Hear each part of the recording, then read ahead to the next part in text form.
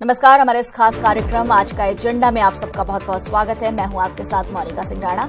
Bulletin में हम आपको यूपी उत्तराखंड के हर कोने की खबर दिखाएंगे। हमारे साथ हमारे सहयोगी लखनऊ से मोहम्मद शबाब, वाराणसी से नीतीश पांडे, गोरखपुर से राम गोपाल द्विवेदी, देहरादून से रॉबिन सिंह चौहान और प्रयागराज से सर्वेश दुबे जुड़ेंगे।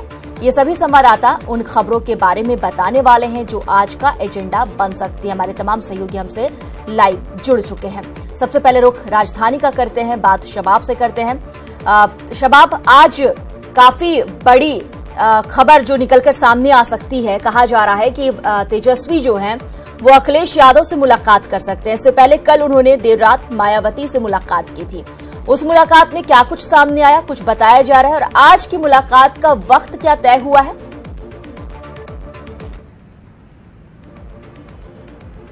और देखिए, बिल्कुल उत्तर प्रदेश में भले ही ठंड का पारा जो है वो 10 डिग्री से नीचे हो मोनिका, लेकिन सियासी तापमान बहुत बढ़ा हुआ है। तेजस्वी यादव कल देर रात लखनऊ पहुंचे थे। 9:20 पर वो लखनऊ के मौसी एयरपोर्ट पर पटना से सीधे पहुंचे। उसके बाद उन्होंने मायावती से मुलाकात की। ये मुलाकात बहुत मायनों में महत्वपूर्ण रही और बहुत कम ऐसा मौका होता है जब मायावती बाहर निकल कर आती हैं अपने घर से और पत्रकारों से मुखातिब होती हैं। करीबन 2 घंटे तक उनकी मुलाकात चली तेजस्वी यादव से। फिर 11:30 पौने 12 के आसपास वो अपने घर से बाहर निकली मायावती, उनके साथ तेजस्वी यादव, उनके साथ सतीश चंद्र मिश्रा, तमाम लोग मौजूद थे। और मायावती ने तेजस्वी के साथ मुलाकात को किस तरीके से वो मुलाकात रही उसके बारे में बताया। उन्होंने कहा कि लालू यादव पर द्वेष की भावना से काम किया जा रहा है। तेजस्वी ने भी गठबंधन को सराहा। इस तरीके की तमाम बातें रही। आज जो बात है वो अखिलेश यादव से मुलाकात की है और ये मुलाकात भी कई मानों में बहुत महत्वपूर्ण है। वक्त मुकर्रर हो गया है। दोपहर में 12:30 बजे तेजस्वी पहले लखनऊ के दारुल शफा में एक प्रेस कॉन्फ्रेंस करेंगे और उसके बाद वो अखिलेश यादव से मुलाकात करेंगे। चूंकि 15 तारीख को मायावती का जन्मदिन भी है, लिहाजा कल तेजस्वी ने इस बात को कहा था कि औपचारिक रूप से जो है वो मायावती को उनके जन्मदिन की बधाई देने गए हैं। उसके बाद आज अखिलेश यादव से मुलाकात है तेजस्वी यादव की। उसके बाद खिचड़ी का कार्यक्रम चूंकि बिहार में बहुत बड़े लेवल पे मनाया जाता है, लिहाजा वो इस मौके पर अपनी बहन से मुलाकात करेंगे तेजस्वी यादव लखनऊ में। कल उनको खिचड़ी भेंट करेंगे और उसके बाद वो वापस पटना निकलेंगे। ये आज की बड़ी खबर है, इस पर दिन भर नजर बनी रहेगी। इसके अलावा आज हज यात्रा के लिए लॉटरी निकाली जाएगी मोनिका, उसका भी कार्यक्रम सुबह 11 बजे के आसपास का है। कई सियासी खबरें हैं जिन पर आज दिन भर नजर बनी रहेगी। मायावती का जन्मदिन है 15 तारीख को, उसकी तैयारियां जोरों पर हैं। तो ये तमाम खबरें हैं जो दिन भर आज एजेंडे में रहेंगी। ठीक है, देहरादून का रुख करते हैं, रॉबिन से बात करते हैं। रॉबिन, आज कोटद्वार के डाडा मंडी दौरे पर मुख्यमंत्री रहने वाले हैं और कहा जा रहा है कि यहाँ के लोगों को बहुत उम्मीदें हैं। उन्हें लग रहा है कि उनकी जो बरसों पुरानी मांगे थी उन पर विचार किया जाएगा। कुछ नई चीजों के बारे में मुख्यमंत्री बताने वाले हैं, सौगात देने वाले हैं। देखिए, बिल्कुल मोनिका, कोटद्वार के लोगों को बहुत उम्मीदें हैं। डाडा मंडी में एक मेले का आयोजन है, गेंद मेला जिसे कहते हैं। मकर संक्रांति के मौके पर ये होता है मेला और उसमें मुख्यमंत्री शिरकत करने वाले हैं। जाहिर तौर पर जब मुख्यमंत्री, प्रदेश का मुखिया किसी क्षेत्र में जाता है तो वहाँ के लोगों को की उम्मीदें बढ़ जाती हैं इस बात को लेकर कि जो उनकी उस क्षेत्र की समस्याएं हैं या उनकी मांगे हैं उनका निराकरण मुख्यमंत्री करेंगे। तो ऐसी उम्मीदें कोटद्वार के लोगों को भी है, डाडा मंडी के लोगों को भी है। और सबसे खास बात ये है इस मेले की भी ये है कि काफ़ी पुराना ये मेला है, बहुत रोचक रोमांचक ये मेला होता है और अपनी तरीके का अलग तरीके का मेला ये है। इसे गेंद मेला कहा जाता है, जिसमें गेंद के ज़रिए 2 टीमें खेलती हैं और इसमें ना समय निर्धारित होता है, ना जो संख्या है लोगों की, जो लोग इसे खेलते हैं उसका भी निर्धारण नहीं होता है, निर्धारित नहीं होते हैं। तो वो एक खास मेला है जिसमें शरीक होने मुख्यमंत्री जा रहे हैं। और जब ऐसे मेले, क्योंकि अब मेलों का दौर है उत्तराखंड में, मौसम इस मौसम में हम देखते हैं कि पहाड़ों में अक्सर मेलों का आयोजन किया जाता है। पूरे प्रदेश में पहाड़ी जो ज़िले हैं वहाँ पर अलग अलग तरीके के मेले चलते हैं। तो उसी कड़ी में ये मेला है और उम्मीद लोगों को है कि जो उनकी मांगे हैं या डिमांड्स है कई समय से, पुराने समय से, तो वो उस पर विचार किया जाएगा, ऐसा इन्हें लग रहा है। ठीक है, वाराणसी का रुख करते हैं, नीतीश से बात करते हैं। नीतीश, मकर संक्रांति की इस बार 2 तिथि बताई जा रही है। एक तो आज भी कहा जा रहा है और बहुत सारे लोग कल भी यहाँ आस्था की डुबकी लगाते नजर आएंगे। ये बताइए कि आज क्या कुछ खास देखने को मिल रहा है, कल की तैयारियां किस तरह की हैं?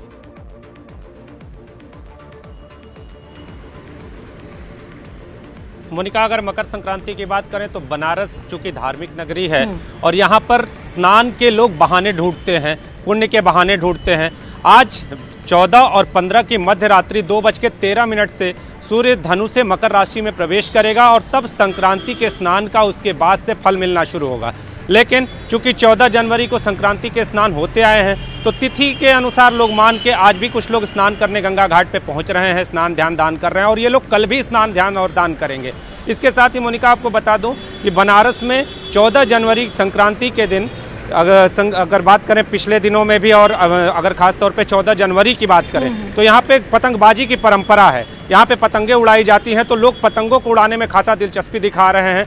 इस बार बाजार में राजनीतिक पतंगों की धूम है, जो चूंकि इस समय जो माहौल भी है वो राजनीतिक चल रहा है, लिहाजा कोई जो अखिलेश यादव को पसंद करता है वो अखिलेश यादव की पतंगों को पसंद करके वो बाजार से लाने के मूड में दिख रहा है। और इसके साथ ही मायावती और अन्य नेताओं की भी जो तस्वीरें हैं उन पतंगों पे छपी हुई है और उनको लाकर लोग आसमानों पर अपने नेताओं को उड़ाकर एक संदेश भी दे रहे हैं कि ये हमारे पसंदीदा नेता हैं। बाजार का हाल ये है कि बाजार में भीड़ देखने को मिल रही है और बाजार में तिल गुड़ से बने सामानों की ज़्यादा डिमांड है, लिहाजा पूरी तरह से बनारस के बाजार संक्रांति के रंग में रंगे नजर आ रहे हैं। मोनिका, आपको बता दूं कि इसके अलावा जो 2 अन्य खबरें हैं उस पर हमारी खास नज़र रहेगी। भदोही में स्कूल वैन में जो आग लगने की घटना है उस पूरे मामले में प्रशासनिक लापरवाही साफ तौर पे दिखाई दे रही है।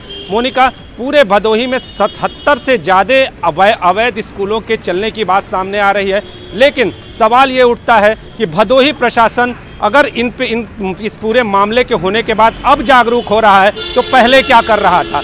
अभी भी वाराणसी के BHU ट्रामा सेंटर में 15 बच्चों का इलाज कराया जा रहा है और 5 बच्चों की हालत अभी भी चिंताजनक बनी हुई है, लेकिन अभी भी सिर्फ और सिर्फ एक ड्राइवर की गिरफ्तारी हो पाई है। बाकी इस घटना से जुड़े 3 अन्य लोगों की गिरफ्तारी अभी तक नहीं हो पाई है। एक बड़ा सवाल है इसके बाद अब इस तरह की घटनाएं न हो, इसे लेकर प्रशासन क्या कदम उठाता है या इसमें भी जांच कह के आगे के समय में ठंडे बस्ते में यह मामला चला जाएगा और फिर घटनाओं को होने का इंतजार किया जाएगा, ये देखने वाली बात होगी और इस पे हमारी खास नजर रहेगी। जो तीसरी खबर होगी वो बनारस से होगी। इस पूरी घटना के बाद वाराणसी प्रशासन के राडार पर अवैध वाहन जो सड़कों पे चल रहे हैं, खासतौर पे स्कूल वाहन, इनको लेकर आज अभियान चलाया जाएगा। खुद SP ट्रैफिक का ये आदेश है और SP ट्रैफिक खुद मौजूद रहेंगे। उनका ये कहना है कि हम खुद इस वाहनों की चेकिंग करेंगे और इसके साथ ही जो इस तरह के वाहन अगर मिलते हैं और या संदेह भी अगर होता है तो उन पर नकेल कसने की तैयारी है। तो इस पर हमारी आज खास नजर रहेगी कि क्या होता है और कैसे होता है। मोनिका, ठीक है, गोरखपुर का रुख करते हैं, राम गोपाल से बात करते हैं, हमारे साथ जुड़े हुए लगातार। राम गोपाल, आज मकर संक्रांति के मौके पर गोरक्षनाथ मंदिर को विशेष रूप से सजाया गया है, विशेष पूजा अर्चना की जाएगी, खिचड़ी मेले का आयोजन किया गया है। किस तरह की रौनक देखने को मिल रही है?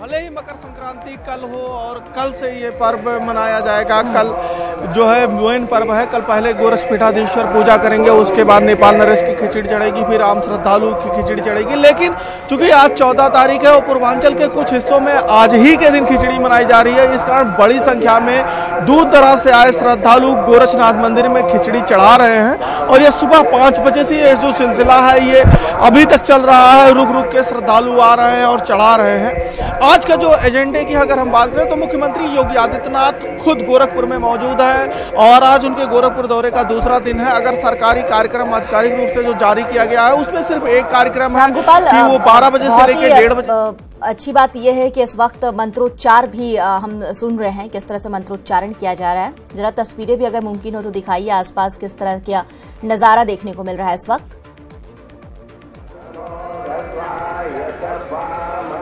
बिल्कुल बिल्कुल, मैं आपको वो नज़ारा भी दिखाने की कोशिश कर रहा हूँ।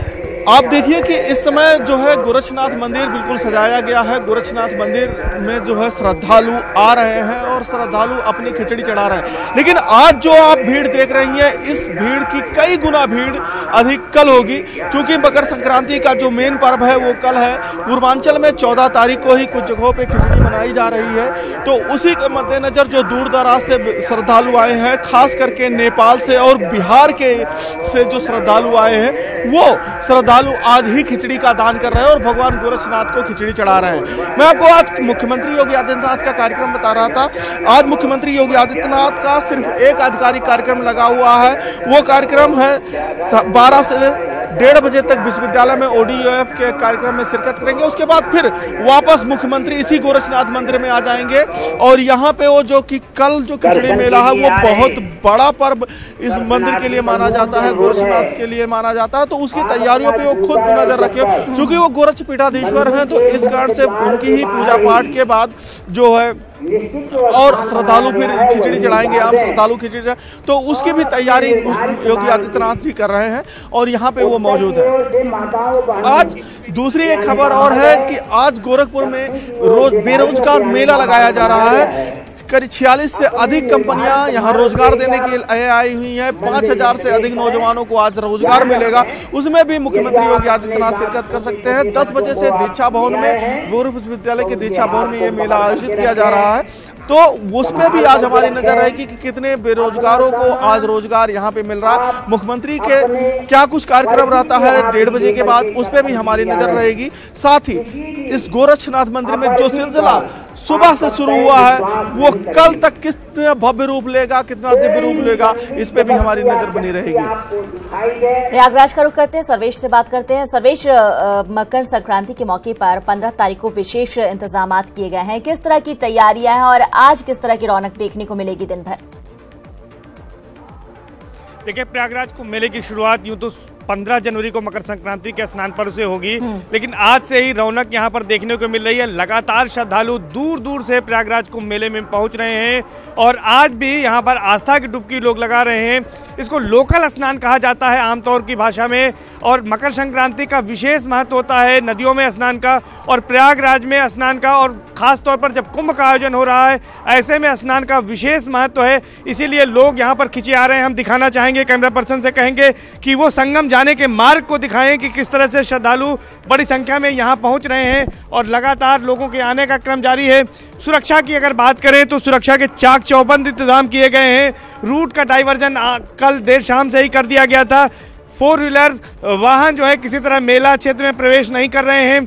शहरों में भी रूट डाइवर्जन किया गया है और जो श्रद्धालु आ रहे हैं उनकी सुरक्षा के लिए जगह जगह पर पुलिसकर्मियों को तैनात किया गया है, जो उनको रास्ते भी बता रहे हैं और मेला क्षेत्र तक भेज रहे हैं।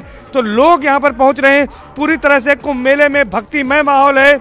जिस तरह से लाउड स्पीकर लगे हैं उनमें इस तरह की ध्वनियाँ सुनाई दे रही हैं जो संगीतमय है, जो भक्तिमय है, तो वही माहौल यहाँ पर बना हुआ है। जी ठीक है, अब तमाम लोग हमारे साथ बने रहिए, हम आगे भी आपसे बात करेंगे।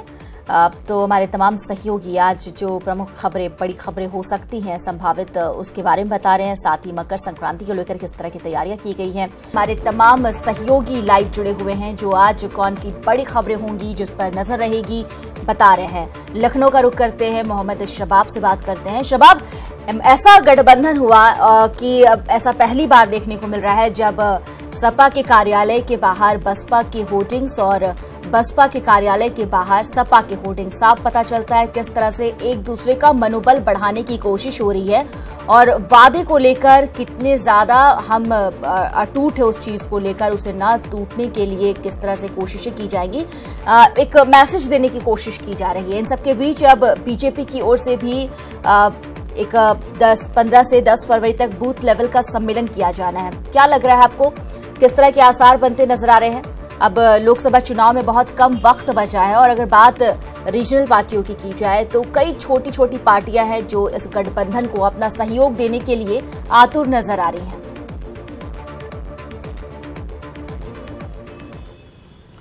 और देखिए मोनिका, आपने 3 बातें की। पहली बात सपा बसपा गठबंधन की, जिसमें दोनों पार्टियां एक दूसरे का मनोबल बढ़ाने का काम कर रही हैं और बहुत कम ऐसे मौके देखने को मिलते हैं। हालांकि इससे पहले जब विधानसभा चुनाव में कांग्रेस के साथ समाजवादी पार्टी का गठबंधन हुआ था तब ऐसी तस्वीरें सपा और कांग्रेस के कार्यालय पर भी दिखती थी, जहां पर दोनों ही पार्टी के कार्यकर्ता एक दूसरे का मनोबल बढ़ाते दिखते हैं। और ये एक पॉजिटिव संदेश होता है क्योंकि एक जो नेता होता है, किसी भी पार्टी से ताल्लुक रखता हो, वो चुनावों से पहले 5 सालों तक मेहनत करता है, लेकिन जब उसको यह पता चलता है कि उसकी पार्टी का गठबंधन हो गया है तो अब उसको टिकट मिलेगा भी या नहीं मिलेगा, या उसकी इलाके का टिकट दूसरी पार्टी के कोटे में जाएगा, तो उस वक्त वो जो कार्यकर्ता होता है, वो जो नेता होता है, वो दिमागी तौर से अपनी पार्टी के लिए सब कुछ कर गुजरने चाहता है, तो वही हालात जो होते हैं इस दौर में होते हैं। तो दोनों ही पार्टी के कार्यकर्ता एक दूसरे का मनोबल बढ़ा रहे हैं।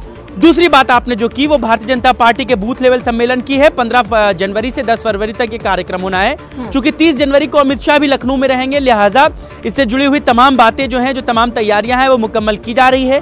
भारतीय जनता पार्टी भी कोई मौका छोड़ना नहीं चाहती, इसीलिए गठबंधन को लेकर के भारतीय जनता पार्टी के नेता हमेशा यही कहते नजर आए हैं कि ये नाकाम लोगों का एक गठबंधन है, ये महज एक जुमला है, ये महज एक। रॉबिन से बात करते हैं। रॉबिन, एक तो उत्तराखंड की बात करें तो यहाँ पर मौसम का मिजाज हर पल बदलता नजर आ रहा है, लेकिन मौसम विभाग ने अब तक जितनी भी चेतावनी दी है वो सही साबित हुए हैं। और इसके साथ ही ये भी बताइए कि मकर संक्रांति को लेकर किस तरह की तस्वीर देखने को मिल रही है, किस तरह से लोग जो है आज के दिन को मनाते नजर आ रहे हैं। मोनिका, सबसे पहले बात मौसम की, तो मौसम राहत देने वाला है, ऐसा पूर्वानुमान मौसम विभाग का है। आज से मौसम साफ रहने की उम्मीद है और दिन का जो तापमान है वो भी बढ़ने की उम्मीद है। हालांकि बीते रोज जो बर्फबारी हुई है उसका असर इस तरीके से देखा जा सकता है कि जो हवाएं हैं उसमें जो सर्दी है वो ज़्यादा होगी, सर्द हवाएं जो हैं वो चलेंगी, वो थोड़ी दिक्कतें पेश कर सकती है। लेकिन मौसम विभाग ने ये अनुमान लगाया है कि आने वाले एक हफ्ते में मौसम जो है वो साफ रहेगा। हालांकि 16 और 17 तारीख को एक सिस्टम बन रहा है जिसमें बहुत हल्की बारिश और बर्फबारी की उम्मीद 3 जिलों में, उत्तरकाशी, चमोली और पिथौरागढ़ में के ऊंचाई वाले इलाकों में हल्की बारिश और बर्फबारी की मकर संक्रांति आज और कल 2 दिन मनाए जाने की पूरी तैयारी भी है। इस बार 2 दिन मनाया जा रहा है। वाराणसी का रुख करते हैं, अपने सहयोगी नीतीश से बात करते हैं। नीतीश, भले ही मकर संक्रांति 14 और 15 2 दिन मनाने की तैयारी हो, लेकिन आज वाराणसी में पतंगे उड़ती जरूर नजर आएंगी।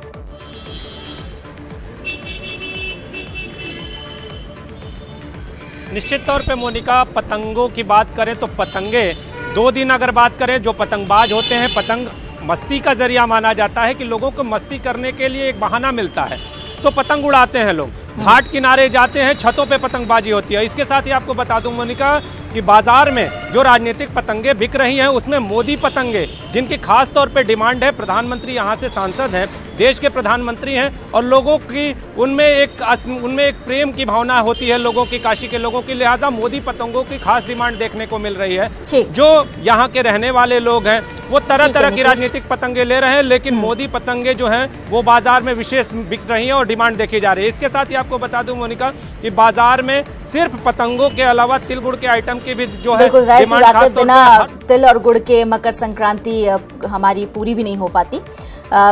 रामगोपाल से बात करते हैं। रामगोपाल, आज काफी अहम दिन है। एक तो मकर संक्रांति इस बार 2 तिथि है और उस तरीके से इसे मनाया जाएगा, पूजा अर्चना की जाएगी। इन सबके बीच रोजगार मेले का आयोजन किया जा रहा है। युवाओं को रोजगार देने की एक बड़ी पहल हो रही है।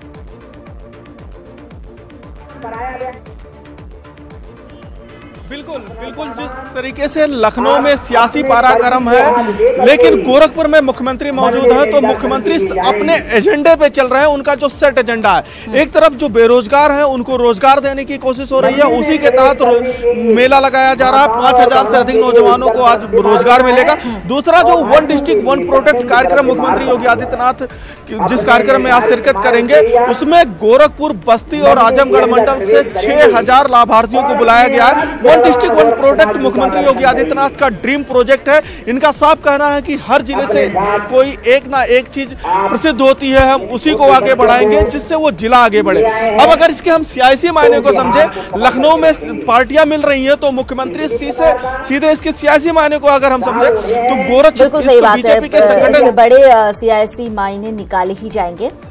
रुक करते हैं प्रयागराज का, सर्वेश से बात करते हैं। सर्वेश, संगम में नहाने के लिए बड़ी संख्या में लोग यहां पहुंच रहे हैं। कल आस्था की डुबकी लगाई जाएगी। हम देख भी रहते हैं किस तरह से संगम जाने वाले रास्ते में काफी ज्यादा तादाद में सुबह से ही लोगों का आने जाने का सिलसिला चल रहा है। ये बताइए, व्यवस्थाएं किस तरह की देखने को मिल रही हैं? देखिए, यहाँ की तस्वीर जो है काफी दिव्य और अलौकिक है। घाटों पर लोगों का जमावड़ा लगा हुआ है, श्रद्धालुओं का, वहाँ पर स्नान कर रहे हैं और दान पुण्य कर रहे हैं। यहाँ पर दर्शकों को बता दें कि एक दूसरी बड़ी खबर भी आज प्रयागराज कुंभ मेले से है। केंद्रीय मंत्री साध्वी निरंजन ज्योति आज निरंजनी अखाड़े की महामंडलेश्वर बनेंगी। सुबह 11 बजे कुंभ मेला क्षेत्र के सेक्टर 16 में जो निरंजनी अखाड़े की छावनी है, वहाँ पर उन्हें महामंडलेश्वर पद की पदवी जो है दी जाएगी और उनका पट्टाभिषेक होगा, जिसमें सभी 13 अखाड़ों के आचार्य महामंडलेश्वर मौजूद रहेंगे और निरंजनी अखाड़े के आचार्य महामंडल। समय की कमी हमारे पास, लेकिन हम आगे आपसे जरूर बात करेंगे। फिलहाल आप तमाम लोगों का बहुत बहुत शुक्रिया हमसे जुड़ने के लिए। तो आज के एजेंडे की जो बड़ी संभावित खबरें हैं वो हमारे सहयोगी बता रहे थे, जिसे प्रमुखता के साथ आप तक पहुंचाया जाएगा। इसी के साथ हमारे ऐसे खास कार्यक्रम में फिलहाल के लिए बस इतना ही।